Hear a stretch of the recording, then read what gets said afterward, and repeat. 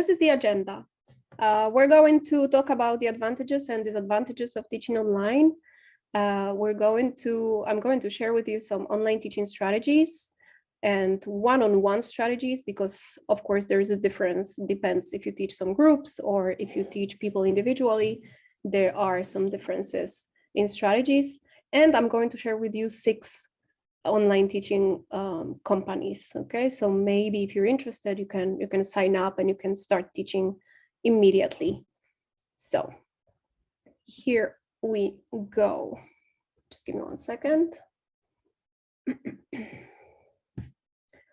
So digital classroom, as you can see here on the slide, it brings a lot of unexplored territory. I think it's mostly because of the relative newness when you compare it to traditional teaching methods and to the traditional classroom that we know, especially, I guess, from our childhood when online teaching didn't really exist. But anyway, there are so many simple and effective practices that you can follow and become an effective online teacher. And if you couple it with a comprehensive course load and the right resources, there's really no reason why online learning can't be even more effective than a traditional classroom setting. So I'd like to share with you some of the advantages and sadly disadvantages. I think everything has its downside. So let's see how it looks like. First advantages, efficiency. It truly offers teachers an efficient way to deliver their lessons. It has a number of tools like videos, PDFs, podcasts, whatever you can think of. There are also so many very interesting digital tools that you can use in your classroom to enrich student experience. So if you extend the lesson plan a bit beyond traditional textbooks and include those online resources, you can become much more efficient. The second advantage is accessibility of time and place, both of them. It allows, of course, not just you, but your students from any location, just like we are doing it right now. We're having a webinar. We have people from all over the place. And it allows schools to reach out to a more extensive network of students instead of just being restricted by geographical boundaries. And also, just like I'm doing right now, these online classes, they can be recorded, archived, and then they can be shared with students who didn't even attend the class. They can watch it later on. So once they are comfortable in their house, they just open the recording, they watch it, and it's just fine. You don't have to attend anywhere. Affordability, that's another advantage because it reduces financial costs. It's definitely far more affordable as compared to physical learning. And this is because online learning eliminates the cost of transportation. It saves time for everyone, and you don't need a specially designated building to teach, apart of course from your house. But it can be also a cafe or a hotel if you choose to teach while traveling. Also, all the course or study materials are available online.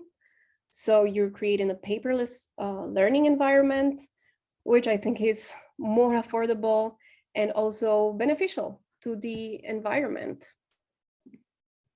Now, attendance. Since you can take the classes and give the classes from home or any location of your choice, I believe there are fewer chances of students missing out on a lesson. There will be no traffic stopping them from logging in and learning, and they shouldn't be really late as well. So could you please tell me, what are the other advantages that you can think of? Since you're here, I feel like you're interested in the topic, you're interested in teaching online. So what are other advantages? Could you share it in the chat?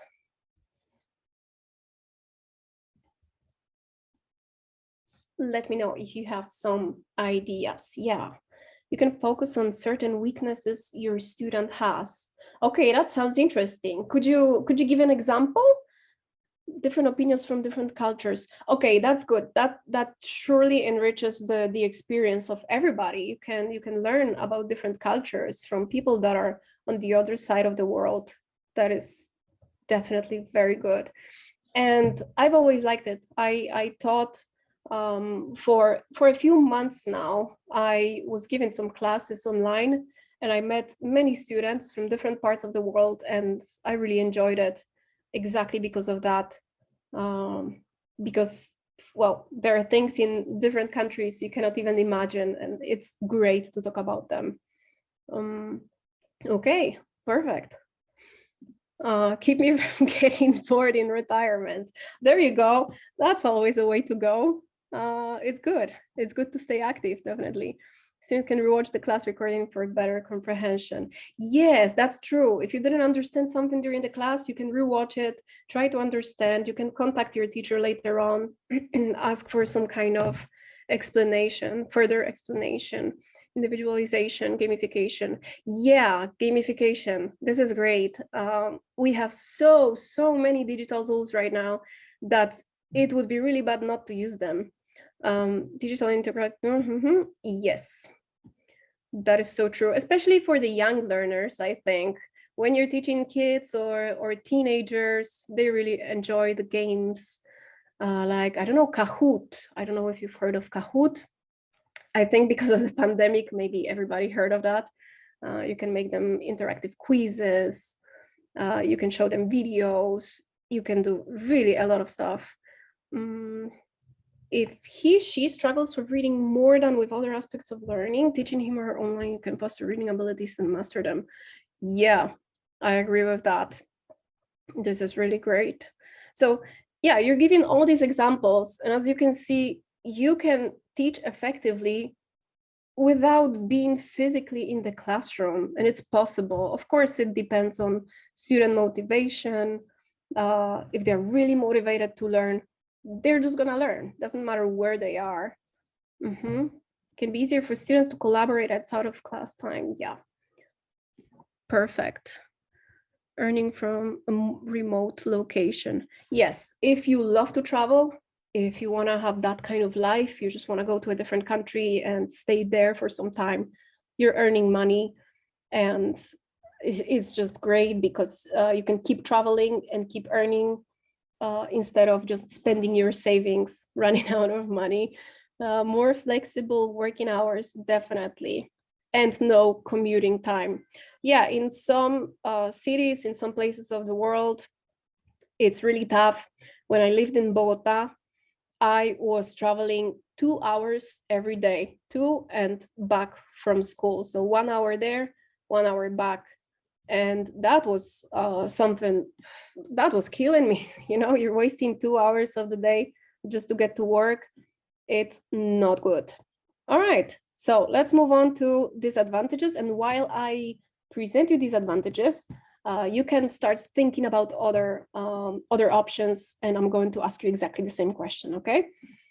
So disadvantages, the focus, inability to focus on screens. I think that for many students, one of the biggest challenges of online learning is the struggle with focusing on the screen for long periods of time. There is also a greater chance for students to be easily distracted by social media or other sites. Right now, you know, TikTok is super trendy amongst young learners and teenagers especially, I think. So yeah, they get distracted a lot, and they may just ignore what you're saying. Some of them are playing with the phones, and yeah, it gets complicated with young people. So it's important for the teachers to keep their online classes engaging and interactive, as you said in the chat, to help students stay focused on the lesson.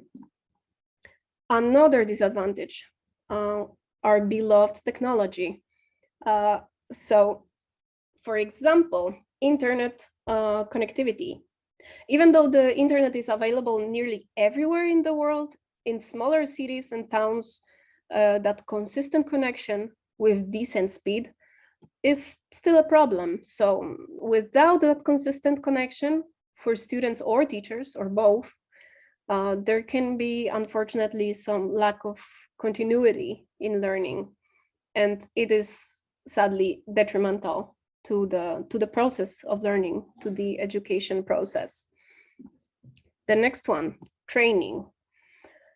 Well, teaching online requires teachers to have at least a basic understanding of using digital tools, but this is not always the case. Very often teachers have a very basic understanding of technology or less than basic, and sometimes they don't even have the necessary resources and tools to conduct online classes.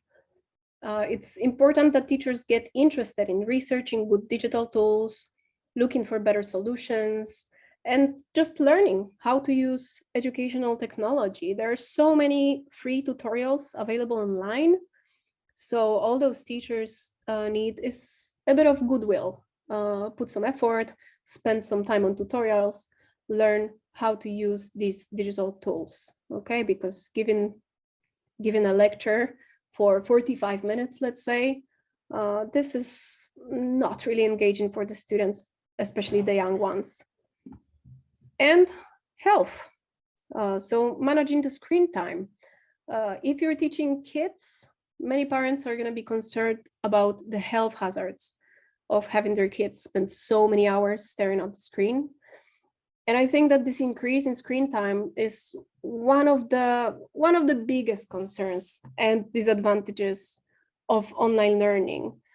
Sometimes students also develop bad posture and other physical problems because they're staying hunched in front of a screen for hours and hours. So a good solution to this would be to give the students plenty of breaks from the screen to refresh their mind and their body.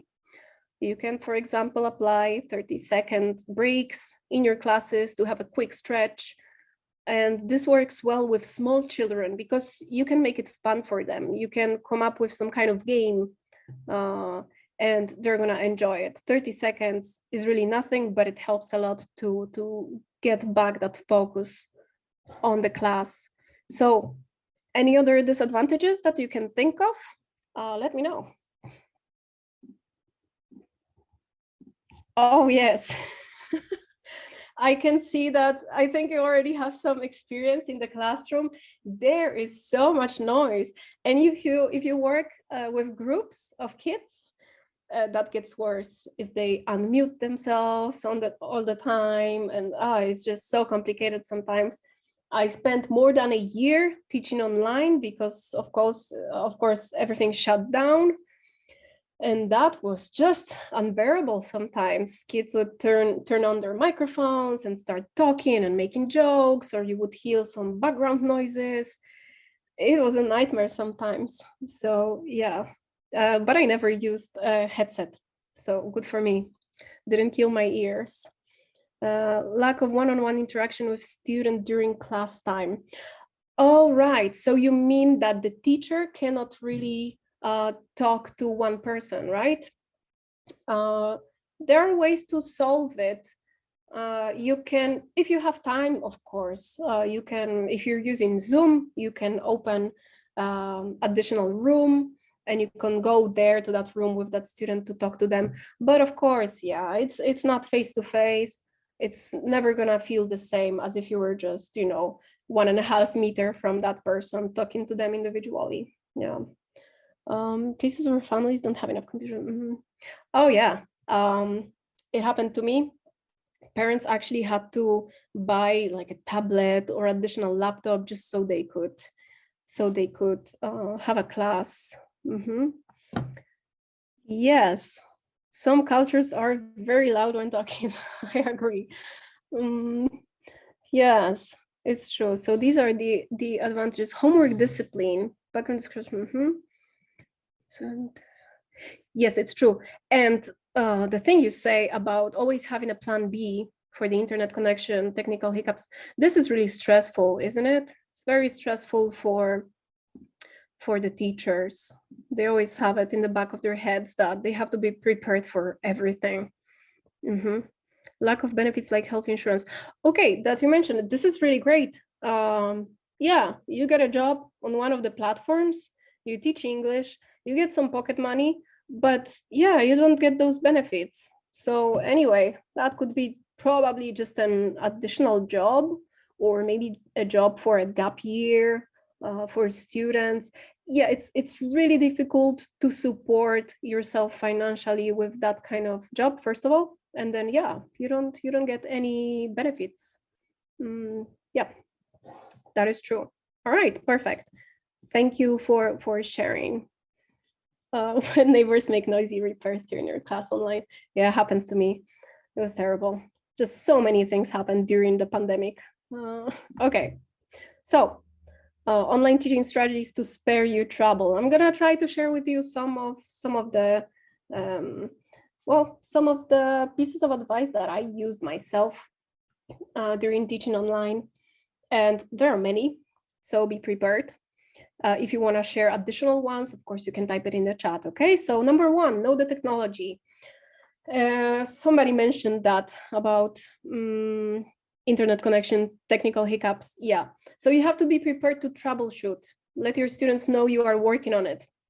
So take an hour to familiarize yourself with the technology.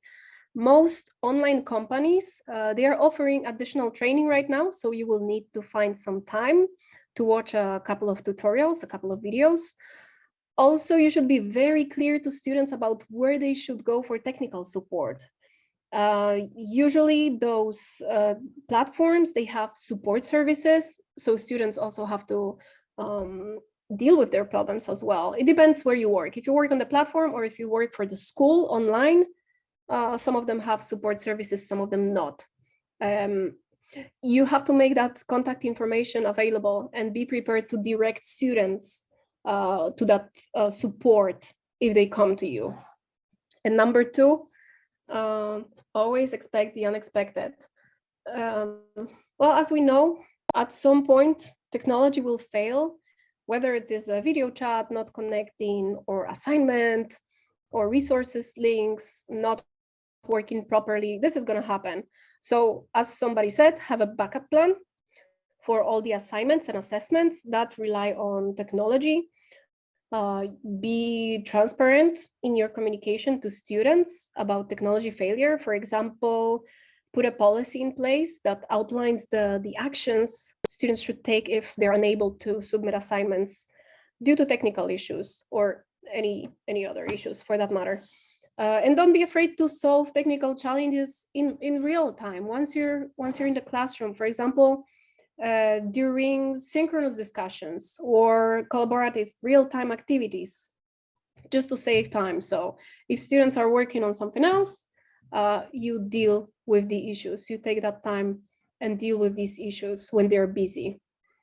Number three, be present. Of course, you cannot be physically present like in a classroom, but there are many ways to make yourself known in that digital reality. And to get there, you need to use a range of different communication methods. You have to make sure that you check in on them daily or even hourly, depending on the needs. So for example, discussion boards, emails, announcements, and forums. Even the forums are kind of obsolete, I think. In 2021, you can still use them. And all of these tools are good ways to be more present every day in your online classroom. So when the course begins, set very clear guidelines for your students about when you'll be present for them, okay? So they also don't contact you in the evening expecting you to answer and to solve their issues. You need that balance for sure. Number four, set the expectations. Well, I feel like online classroom can sometimes feel a bit disorganized. You don't have so much control as if you were in a traditional classroom. So you'll need to provide students with a very clear set of expectations before they start their studies. For example, include everything from what they can expect from you as their teacher, and also what you will require of them. For example, you can outline due dates for assignments, your communication frequency, as I said, so they don't contact you in the evening, how much online participation you require of them, and the conduct, the behavior they will be expected to display in your digital classroom. And number 5, let them do the work. So your objective, your aim of learning is to have students engage in the content for as long as possible. So you need to create the opportunity for this to happen. The more time the students spend engaged in the content, the more they will learn. It's logical, isn't it? So for example, you can ask your students to find and discuss resources, grade their own assignments. Actually, peer feedback is a great thing. And you can also hold student-led discussions in the online forums or in the chat or anywhere. There are so many digital tools, as I said, you find your way to have student discussions online. The next one, support.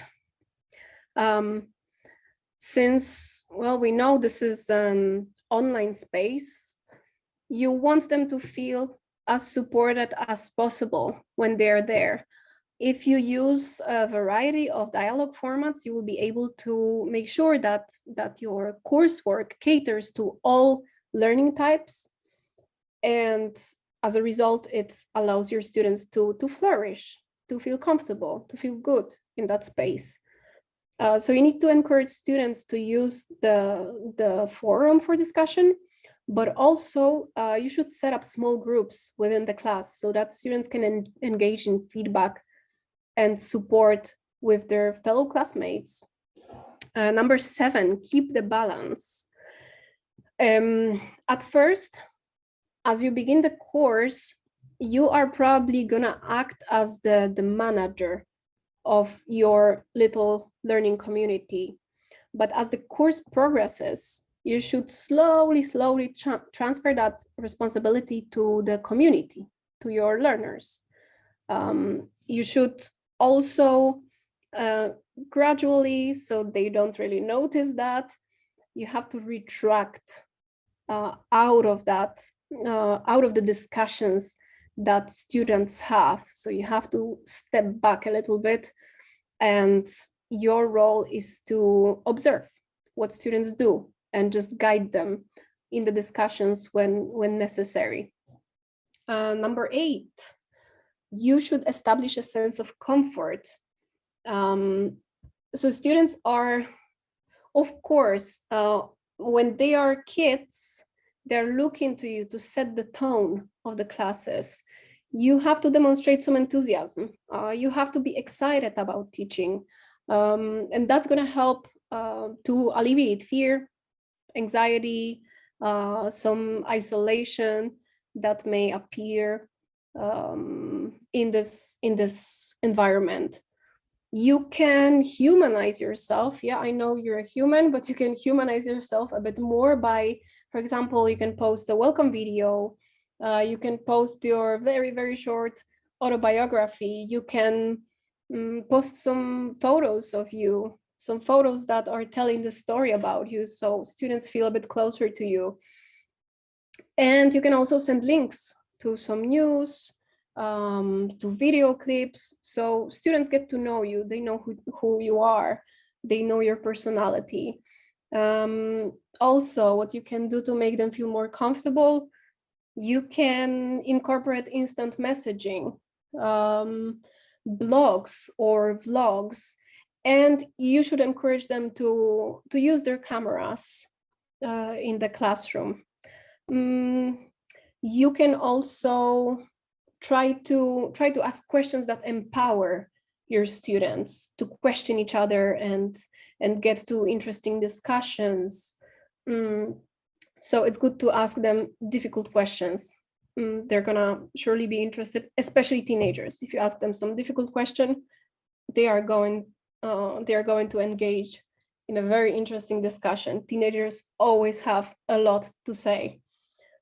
Just be careful with arguments and respect. And also, it's important that you don't, that's important in every classroom, not just online classroom, but also traditional one.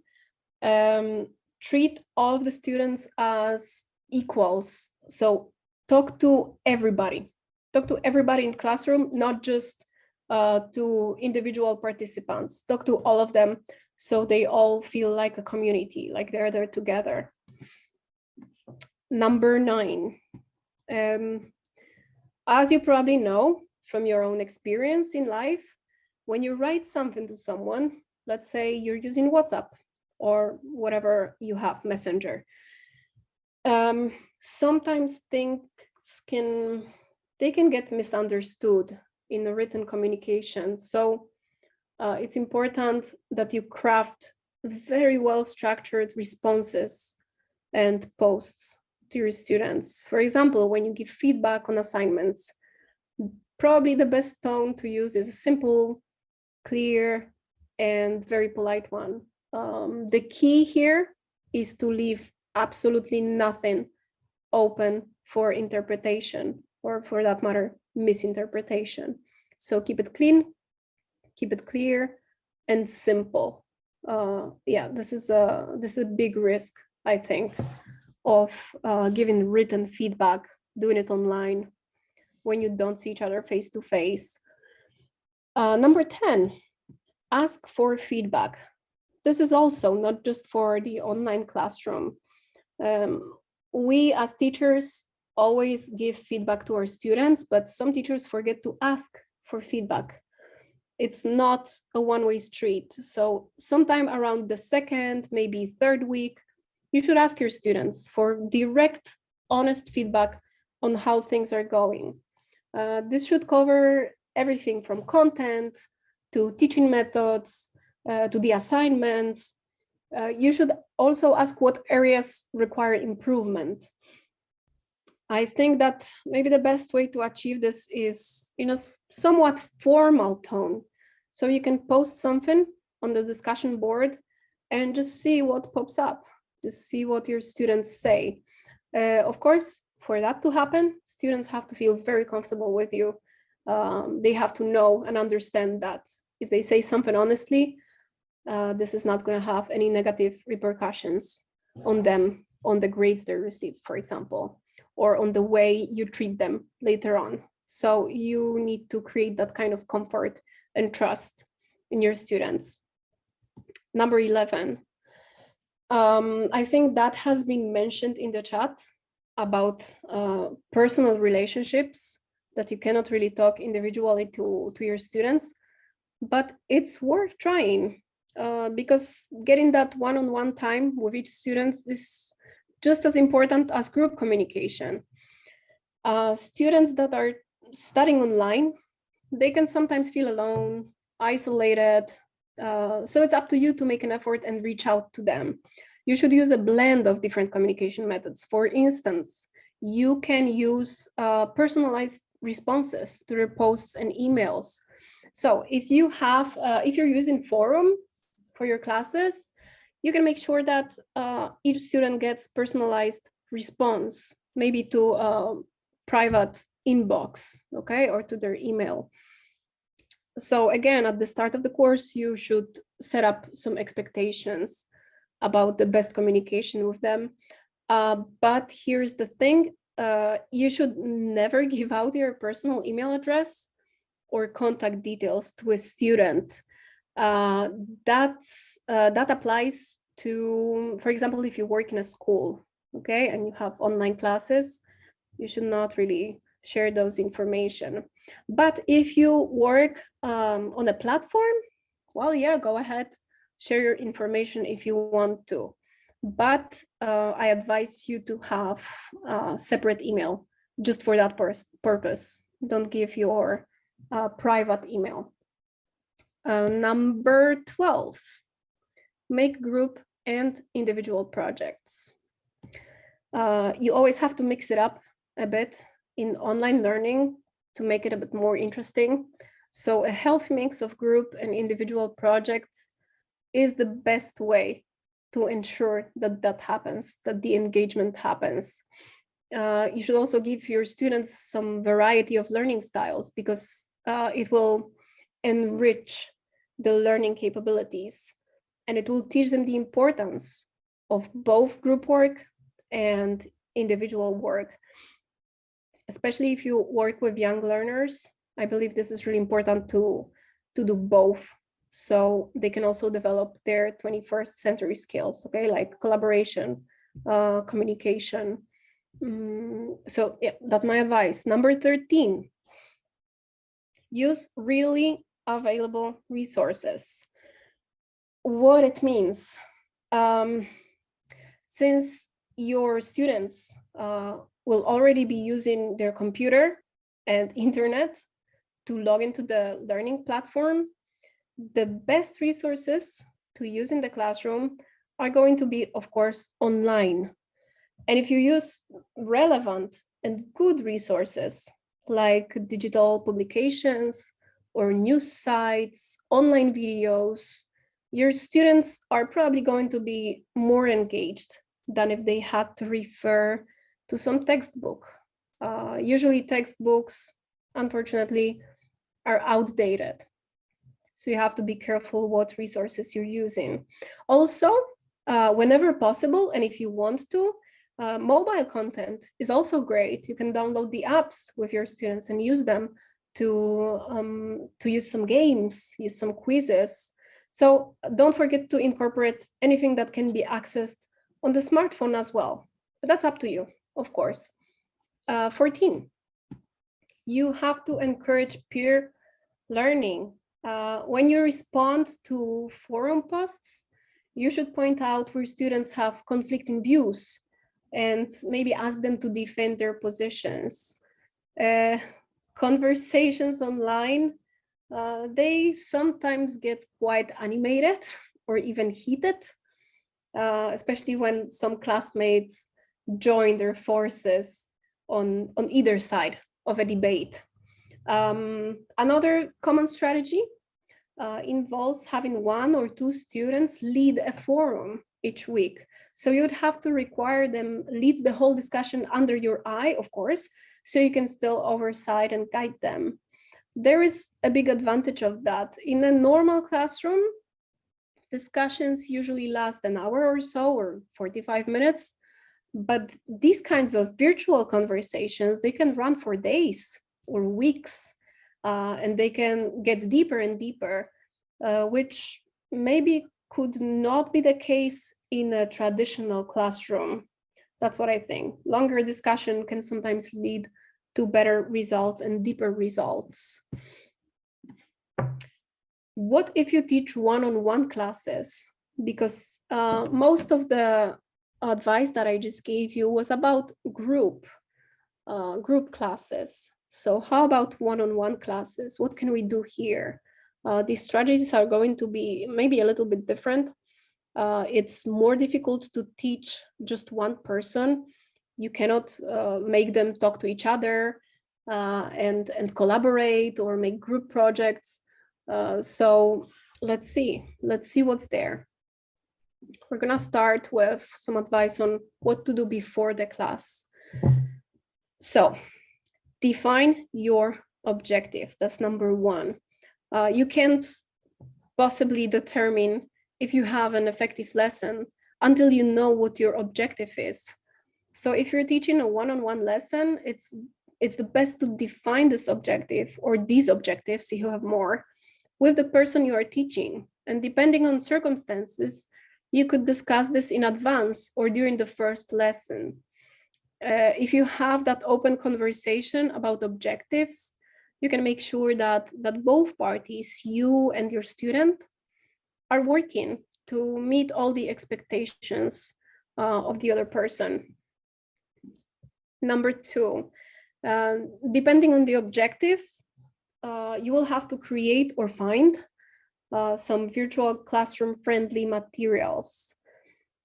Since this is a one-on-one lesson, you can make this material personal and fit it. This is an advantage. you can make it fitted to personal interests of the person you're teaching. So yeah, if you're teaching maybe adults, if somebody is a lawyer, or if somebody is working in the IT department, you can make it interesting for them by fitting the materials to personal interests or professional interests of that person. Of course, the materials you choose will also depend on the platform you're working on, and how you will be able to share them. In some cases, video or audio content can be useful, but can also cause distractions when sharing them if the platform doesn't support it, if the platform doesn't support certain materials. But usually it's not the case. You just gotta get creative. And maybe if you even work on some kind of platform, you can still create a Google Doc and share the link with your student, work there. There are just so many tools. Maybe at the end of this webinar, I could write down some names in the chat. Number 3, so decide when and how to share these materials. I think that you should consider whether it makes more sense to share materials via the platform during the call, or if it is better to share them beforehand another way, for example, by email.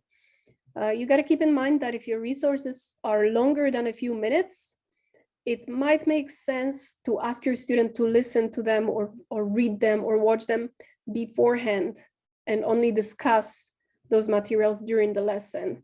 Usually students wouldn't want to waste 10 minutes of the class just to watch a video. So really the best thing to do is to send it to them sometime before the class. Number 4, you gotta practice it. I recommend during a run-through session with a family or a friend, and especially if you're just beginning as a teacher. This can be really stressful to teach online. And for example, you can do something as light as just testing your Wi-Fi, audio, video with your family or with your friends, or you can rehearse the whole class, whatever makes you feel more comfortable. And if you cannot test all of the content with someone else, just make sure you go through it on your own. Just make sure you're prepared. And make sure that you have enough content. In a one-on-one class, you want a lot of student interaction. You want to interact with the person you're talking to.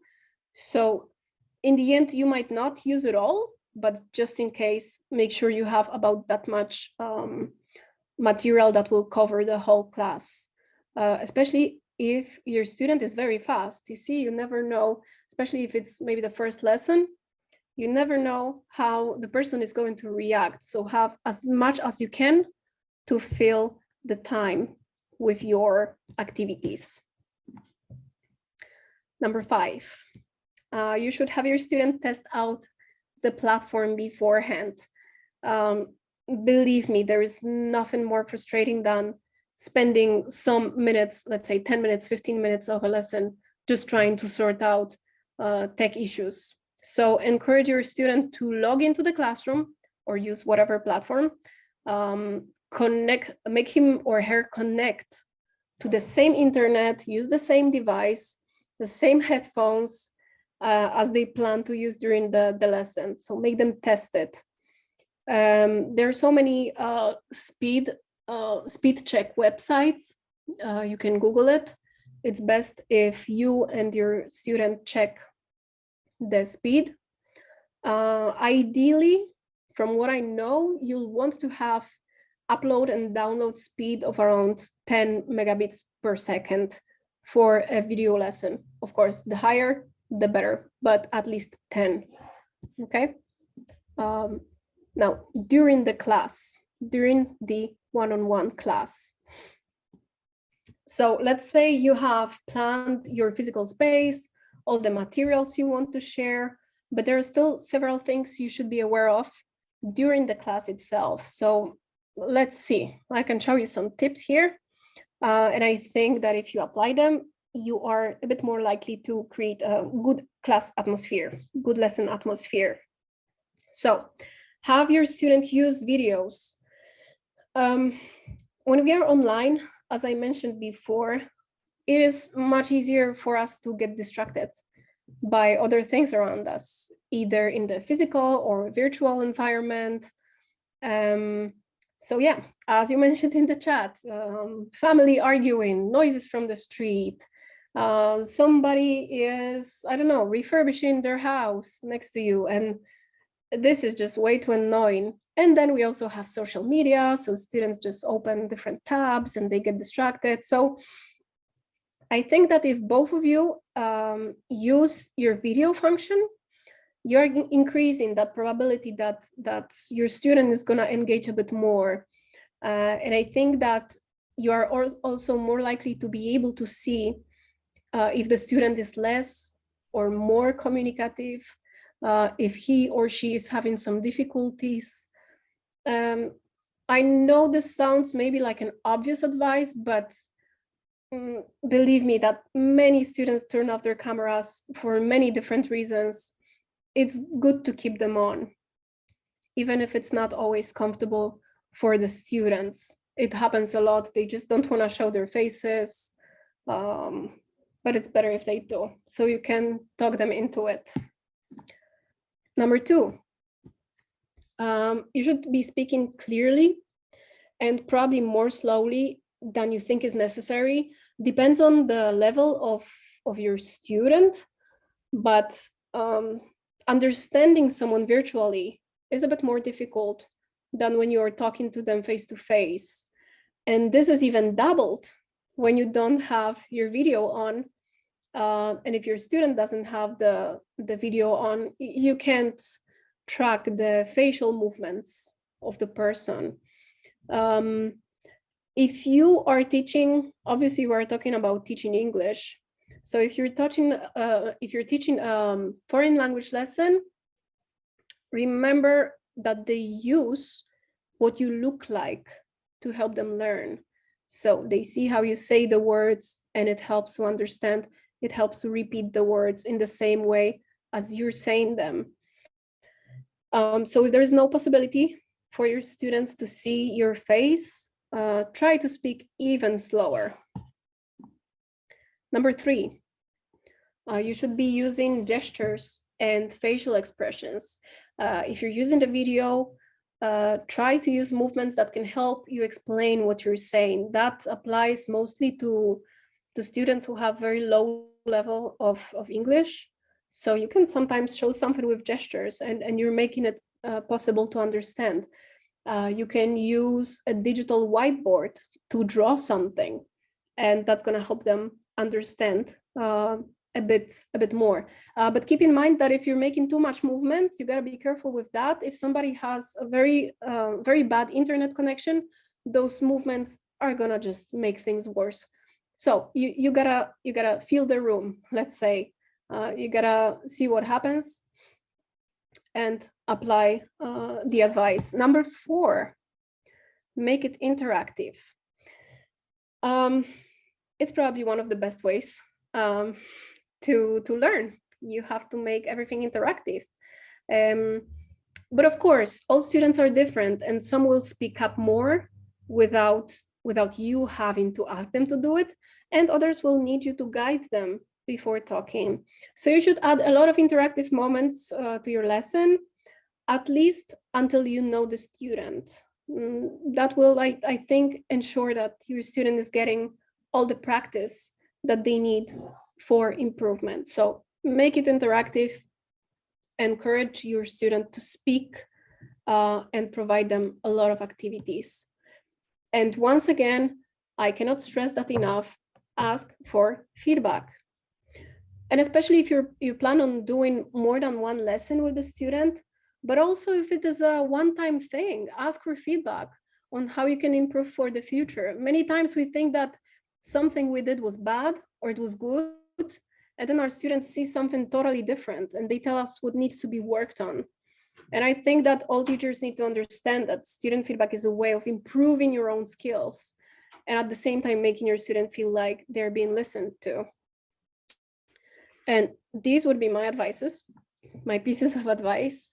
And I'm going to share with you some online teaching companies that you could use if you want to teach online. So the first one, I think some of them you probably know already. Let me just shortly introduce them. And after that, I will ask you if you have any questions to me. So let's start with Preply. I don't know if you've heard of that. There you can offer lessons in any language in which you are native or fluent.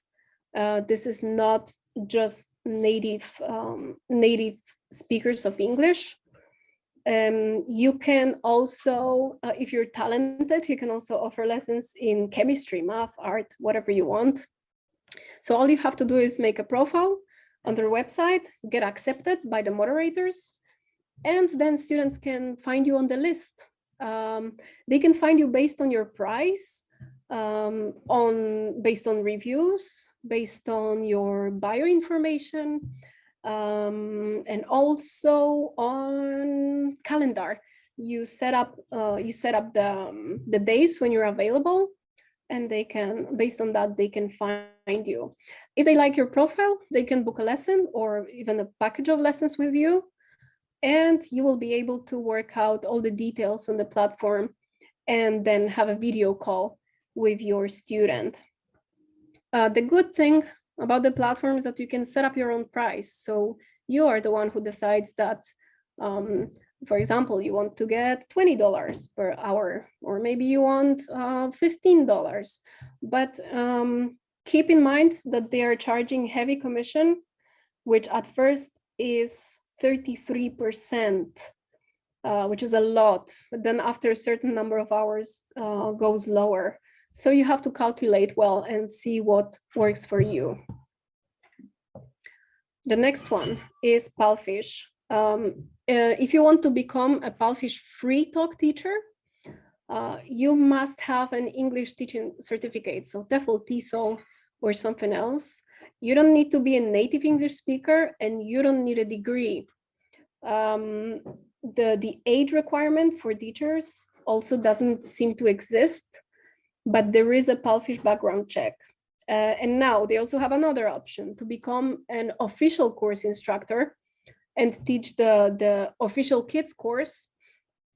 You need to be, sadly, a native English speaker with a neutral accent from the UK, USA, Canada, Ireland, Australia, and New Zealand. You need also an English teaching certificate, once again, TEFL, TESOL, whatever you have. You should have some experience with kids, like tutoring, babysitting, or any experience with the kids. And also they have the minimum weekly hour threshold. That's 3.5 hours per week during peak times. And the peak times are between 6 and 9 p.m. Beijing time. So you also have to check that time difference if you are able to, to teach at those hours. Because the official kids course has a bit stricter job requirements, you can usually make more money teaching these classes. And they also provide a more stable income compared to free talk sessions. The next one, Fluent B. This one is a school based in Poland. They provide you with lesson plans. You have flexible working hours, so you decide when and how many hours you want to work. Mostly you teach adults, but sometimes it's also children and teenagers. They pay between $10 and $12 per hour, and the requirements are as follows. You need a university degree. You need at least a TESOL certificate or TEFL. You need to have some experience, and you have to be a native English speaker or Polish native speaker with neutral accent. If you have some business English background and experience, this is going to be an advantage for them. And the next one, iTutor. Minimum requirements: English speaker at an idiomatic level, bachelor's degree or above, TESOL, TEFL, CELTA license, certificate, some teaching experience. They prefer if you have some online teaching experience. You have to be available at least for 6 peak hours per week. Again, Beijing time, okay, Asian time. But yeah, of course, you need a computer and very good internet connection. If you want to apply, you have to just go to their website, you have to sign up, and you will get an automatic or face-to-face interview. You have a choice if you want to just record your interview or if you want to talk to a real person. And then they give you the answer in about 24 hours. Cambly. Here, students are mostly adults, but there's also the version of Cambly Kids. If you feel like you're dedicated to teaching children, their classes focus more on conversational English, but you can teach from their curriculum if the student prefers. Students are based all over the world. Many of them are from the Middle East, South America, and Europe. So there's a real mix. You can teach at any time. The platform is open, of course, 24/7, and there are always students online. So whatever time zone you live in, you can teach at a time that is convenient to you. There are no minimum hours required to teach per week, so you don't have to book a timetable. Of course, you can if you want to build up regular students and teach the same students every week, but you don't have to. And also here you are paid by the minute. That's 17 cents per minute. You can always end the lesson early if necessary, and you won't get fined. You get paid every week through PayPal. I think it's one of the best companies to start earning money straight away because there aren't a lot of steps in the hiring process. Also, there are no trainings or demos that must be done before you can start teaching. The only downside is that, and I'm mentioning that at the end, you need to be a native speaker to sign up, very sadly. And the last one, Open English. This is a school based in South America. It is the leading school for online teaching in Latin America. Here you can teach adults or children. Of course, classes are 24/7, but peak times are in the evening. If you are located in the US or South America, the pay is between $10 and $13 per hour. Again, just like Cambly, it is not the highest pay, but it could be a great option if these hours work better for you as opposed to peak times in Asia. And it is also paid via PayPal. The requirements, you must be a native North American English speaker. This is even stricter. You have to have a TESOL and TEFL certificate. You must be available for a minimum of 10 hours teaching per week. So that's already a lot. You have to actually commit to those 10 hours. It's good if you have some previous teaching experience. And it would be also good for you if you have a conversational Spanish level. It's not required. It would be just good because you can support your students better if you can sometimes communicate with them in Spanish. So these are the companies where you can sign up and try to get a job and start your teaching. And I'd like you to consider a few things before you sign up. Of course, you have to do your own research. So number one, how is the company treating their teachers? How do you know that? Well, you have to check the reviews. You have to see what other people say about these platforms. So yeah, do your research. Otherwise, you may get really disappointed with some of them. For example, commissions. You see, you have to check everything very well before you sign up. Any additional benefits? Do they have, for example, salary increase after some time? For example, as I mentioned, Preply has got a higher commission, but it gets lower in time. I know that Fluent B has got some benefits after a certain amount of time when you spend in the company, they increase your salary. So you gotta check that out. before you sign up? And is it going to be enough money for me? Calculate how many hours you want to work. What's the commission? I have to maybe pay taxes in the country where I am, which is mostly the case. You have to pay taxes. So consider these things before you sign up. And well, let me know if you have some questions to me. I would love to answer them. I can see the one question. For all these online companies, is it necessary to make a demo video recording? No, not for all of them. For example, iTutor, the one that I showed you, you can just have a face-to-face interview with the person. Depends what you choose. You can make an interview basically with yourself. So you the question displays on the screen, and you just, you answer the questions that display on the screen, or you just book an interview with the person. So no, you don't always have to send any, any videos. So if you have any more questions, please let me know in the chat. I'm going to be more than happy to answer them. And also, if you would like to ever contact me, you need some advice or you have some additional questions, here's my email, okay? academic.support@globaltefl.uk.com. So maybe I should just write it down in the chat.